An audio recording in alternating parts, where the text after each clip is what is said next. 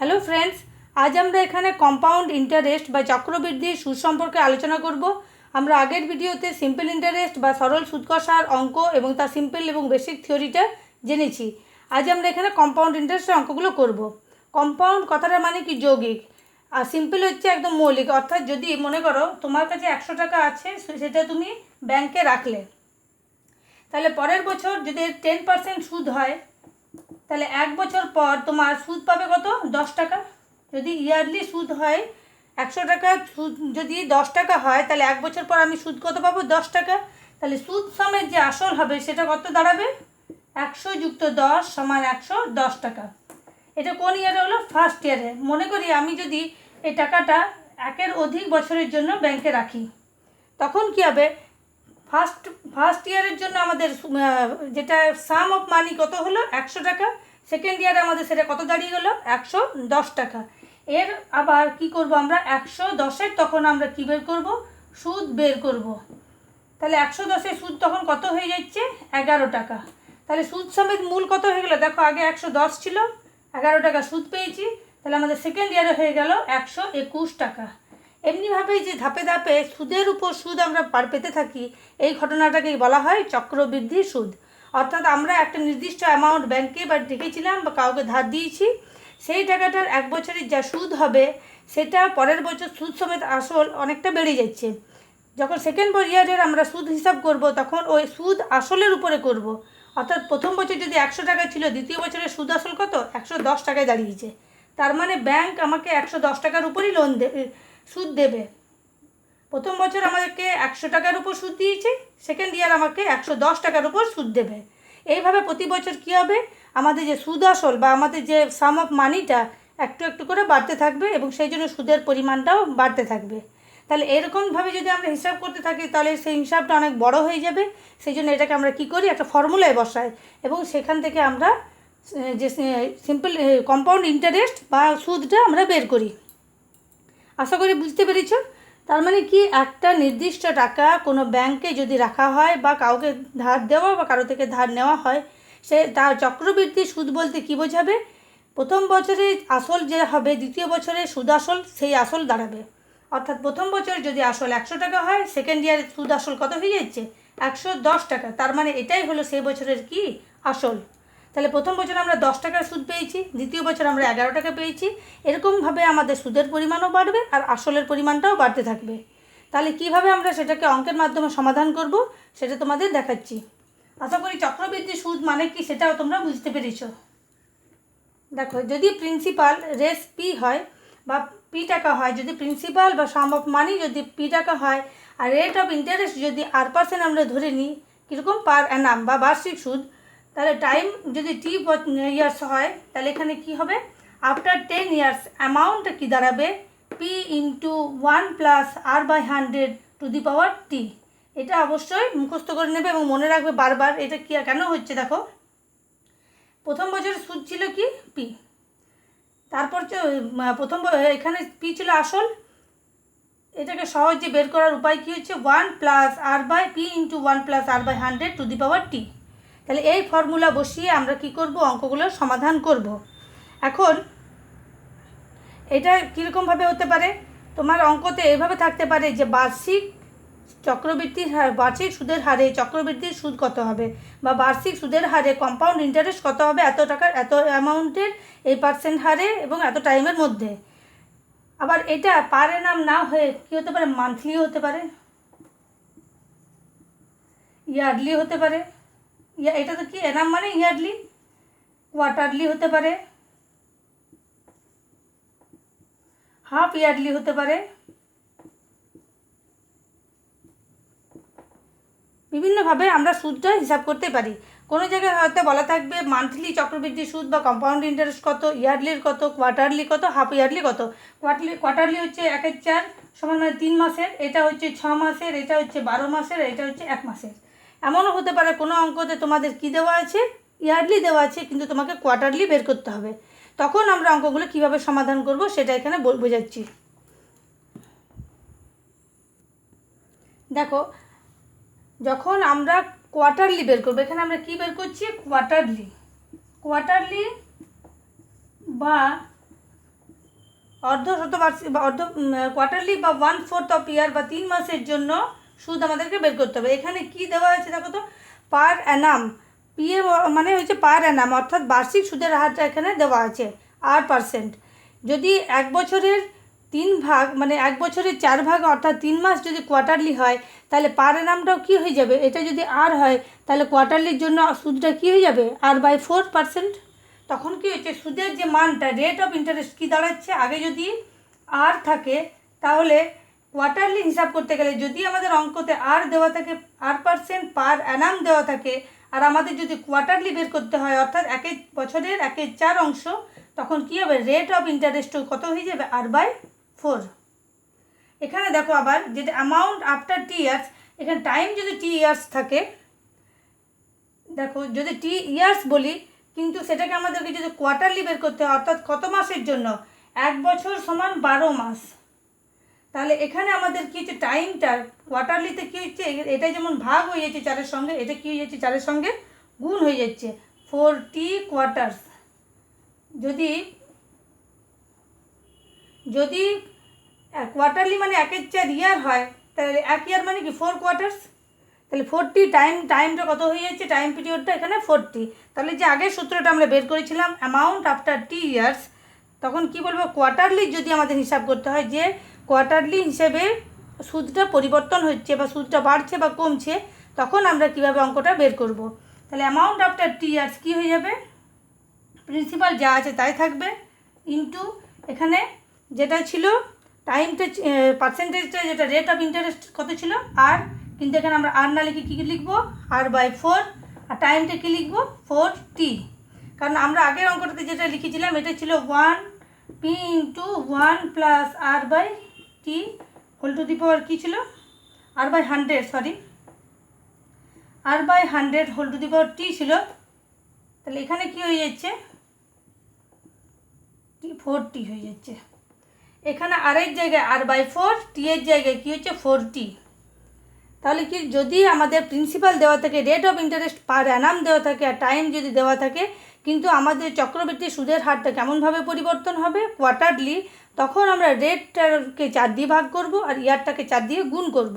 কারণ 1 বছর সমান কতগুলো কোয়ার্টার, 4টা কোয়ার্টার, সেই জন্য কী হচ্ছে, টাইমটা 4 দিয়ে গুণ হচ্ছে, রেট অফ ইন্টারেস্টটা 4 দিয়ে ভাগ হচ্ছে।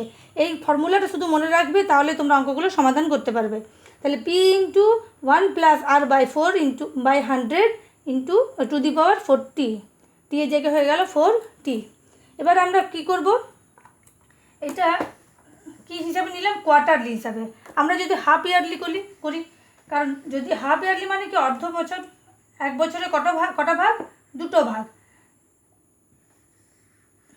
দেখো যদি এটা কোয়ার্টারলি না হয়, যদি হাফ ইয়ারলি হয়, তাহলে আমরা ইয়ারের জায়গায় টি এর জায়গায় কী লিখবো, টি ইয়ার্স না লিখে t/2t লিখবো। কারণ এটা হাফ ইয়ারলি হলে টাইমটা কী হয়ে যাবে, টি এর বদলে 2t, কারণ একটা বছরের 2টো ভাগ, যদি হাফ ইয়ারলি মানে বছরের অর্ধেক হয়, তাহলে বছরের অর্ধেককে 2 দিয়ে গুণ করলে আমরা কী পাবো, বছরটা পাবো। তেমনিভাবে এখানে রেট অফ ইন্টারেস্টে কী হবে, 2 দিয়ে ভাগ হয়ে যাবে। কারণ যদি 1 বছরের সুদ যদি 10 টাকা হয়, তাহলে 6 মাসের সুদ কত হবে, সুদ রেট অফ ইন্টারেস্ট বা সুদের হার কত হয়ে যাবে, R/2। তাহলে আবার এখানে টি ইয়ার্সে কী হবে, p × 1 + আর এর জায়গায় লিখবো R/2/100 টু দি পাওয়ার এখানে 2t। আর যদি তোমাদের অঙ্কতে বলাই থাকে, কি বলা থাকে, যে টাইমটা চক্রবৃদ্ধি সুদের হার বা অর্ধবার্ষিক বা হাফ ইয়ারলিতে কত হচ্ছে, যদি তার হাফ ইয়ারলি ইন্টারেস্ট যদি আর হয়, তাহলে কিন্তু আমরা এখানে 2t লিখবো না। আর যদি বলা না থাকে, ইয়ারলি যদি দেওয়া থাকে আর তোমাদের হাফ ইয়ারলি বের করতে হয়, তখন এটা 2t হবে। ইয়ারলি যদি দেওয়া থাকে, যদি কোয়ার্টারলি বের করতে হয়, তখন এটা 4t হয়ে যাবে। আর যদি দিন হিসেবে করা থাকে, যদি একটা অড দিন 73 ডেজ, তখন কি হবে, এটা 365 দিয়ে ভাগ হয়ে যাবে। 3 মাসের জন্য আমরা কী করেছিলাম, 4 দিয়ে ভাগ করেছিলাম 1 বছরকে। তেমনি যদি এরকম অড একটা ডেট বসানো থাকে, যে 73, 75, 100, 200, তখন আমরা কি করব, এই টাইমটাকে টি সমান কত বেরিয়ে যাবে, 73/365। আর এখানে যেটা রেট অফ ইন্টারেস্ট থাকবে, এটাকে আরটাকে গুণ করব এই সংখ্যাটা দিয়ে, যেমন 73/365। এটা 73/365 হবে না, এটা ভাগ হবে 73/365 দিয়ে, সেই জন্য এটা উপরে উঠে যাবে। সাপোজ ধরো অঙ্কতে এখানে কোনো দেওয়া নেই যে এত দিনের সুদ কত, বার্ষিক সুদের হার যদি 8% হয় আর 73 দিনের সুদের পরিমাণ যদি বের করতে হয়, তখন টাইমটা কী করবো, আমরা 365 দিয়ে ভাগ করব আর রেট অফ ইন্টারেস্টকে এই ভগ্নাংশটি দিয়ে ভাগ করে দেবো। যেমনভাবে যদি আমরা 3 মাসের জন্য r/4 করেছিলাম, 6 মাসের জন্য r/2 করেছিলাম, তেমনিভাবে এটা আমরা একটা ভগ্নাংশ আকারে পাবো। আশা করি এই ব্যাপারগুলো সবার পরিষ্কার হয়েছে।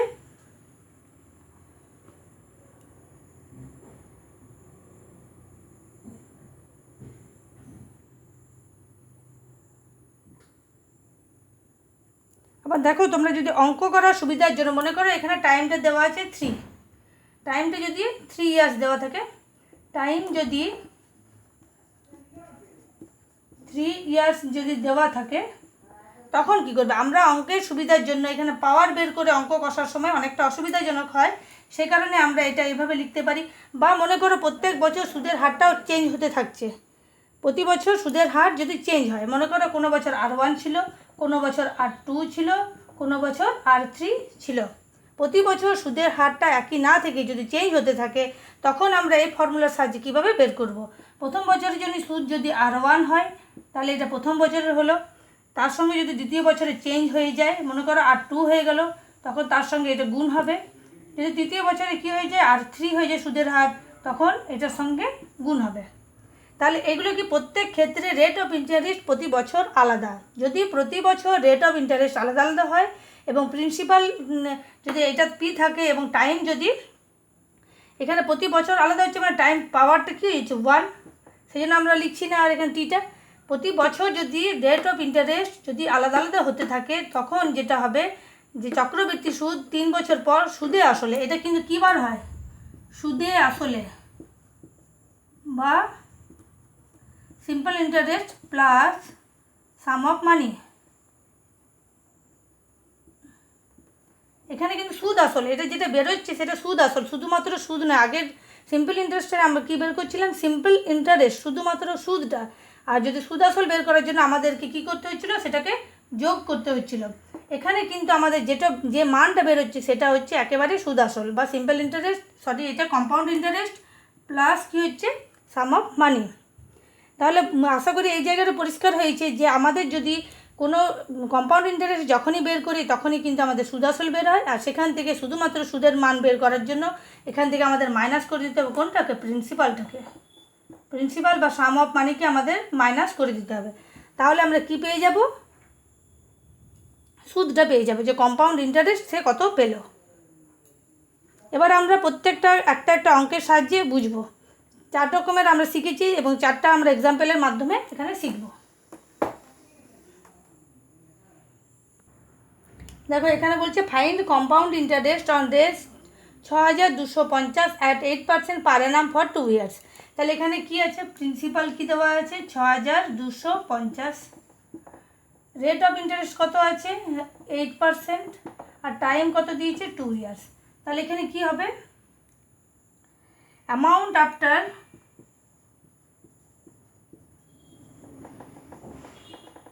2 ইয়ার্স কত দাঁড়াবে, 2 বছর পর যেটা আমাদের সুদ আসল দাঁড়াবে। এখানে কিন্তু বারবার বলছে এটা কিন্তু শুধুমাত্র সুদ নয়, এখানে কী বেরোবে, অ্যামাউন্ট আফটার 2 ইয়ার্স, অর্থাৎ 2 বছর পর সুদে আসলে কত দাঁড়াবে। তাহলে প্রিন্সিপাল, আচ্ছা একবার ফর্মুলাটা লিখি, তাহলে তোমাদের অনেকটা মুখস্থ হয়ে যাবে জিনিসটা, বারবার আলোচনার ফলে মনে রয়ে যাবে। 1 + r/100 × দি পাওয়ার t। তাহলে একে একে মান বসাবো। এখানে কি পি হচ্ছে 6250, 1 + r মানে হচ্ছে 100, এখানে টি হচ্ছে 2। তাহলে দেখো এটা ছোট করার জন্য আমরা এখানে একটু ছোট করে নিলাম। তাহলে 25 একে 25 আর 2 কত হচ্ছে 27, 27 × 25 × 27 × 25। দেখো আমি এইভাবে কেন লিখলাম, যদি তোমরা পাওয়ার করবে, এটার বর্গ নির্ণয় করবে, তাহলে কি হবে, আবার কাটাকাটির সময় আমরা আবার সেটাকে ভাগে ভাগে ভাঙবো। তার থেকে ভালো যে এখানে যদি 2 আসে তাহলে আমরা 2 বারে লিখবো, 3 থাকলে 3 বারে লিখবো, তাহলে আমাদের এখানে কাটাকাটিটা করতে সুবিধা হবে। তাহলে 25 আমরা জানি কত, 25 × 25 625, আর 25 10-এ এটা, তাহলে এখানে কী বেরোলো 27 ইন্টু 27 ইন্টু 10,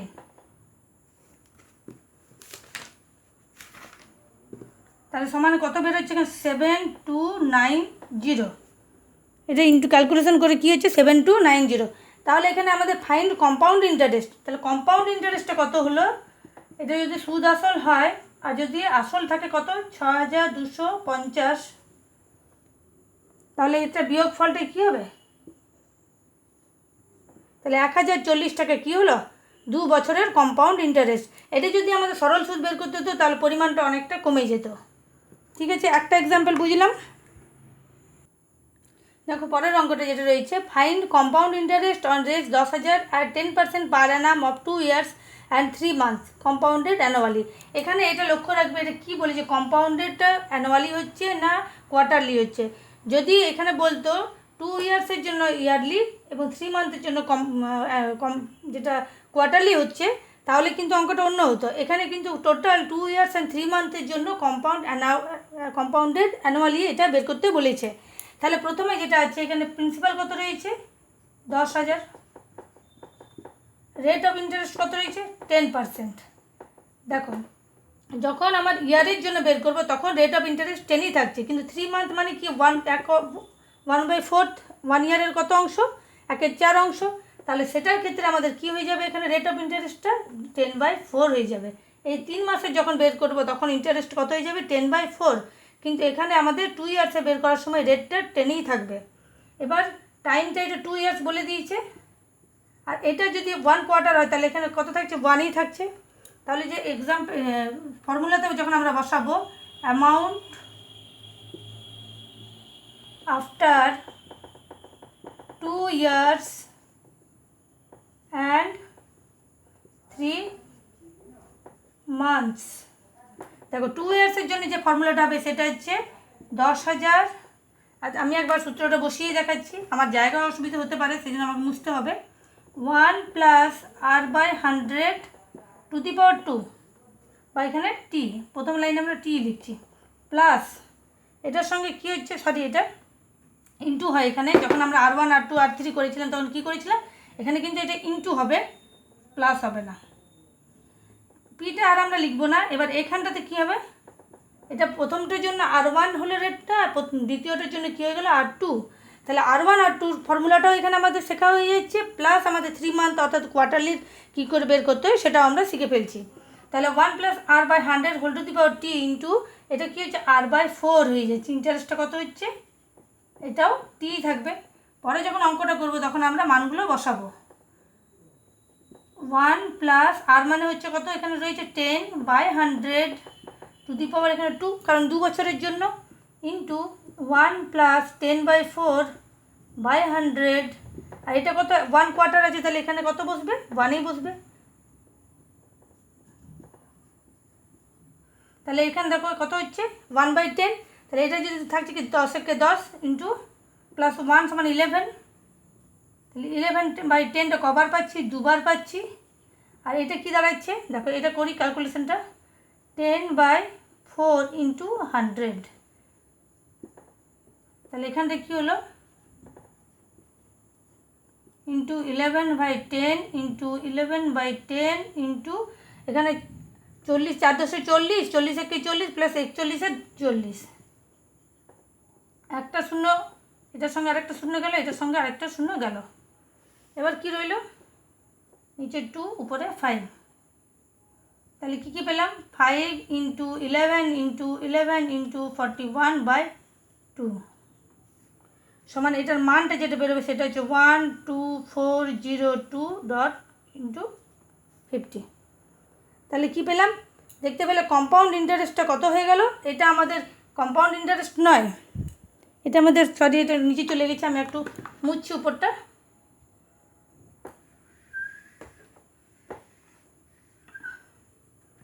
কী বলবো এখানে কাটাকাটি করার পর যে মানটা এখানটার পর যে লাইনটা হবে সেটা দেখো লিখছি এখানে 5 × 11 × 11 × 41 কী ছিল 2, এটার মান বেরোলো 12402 × 50।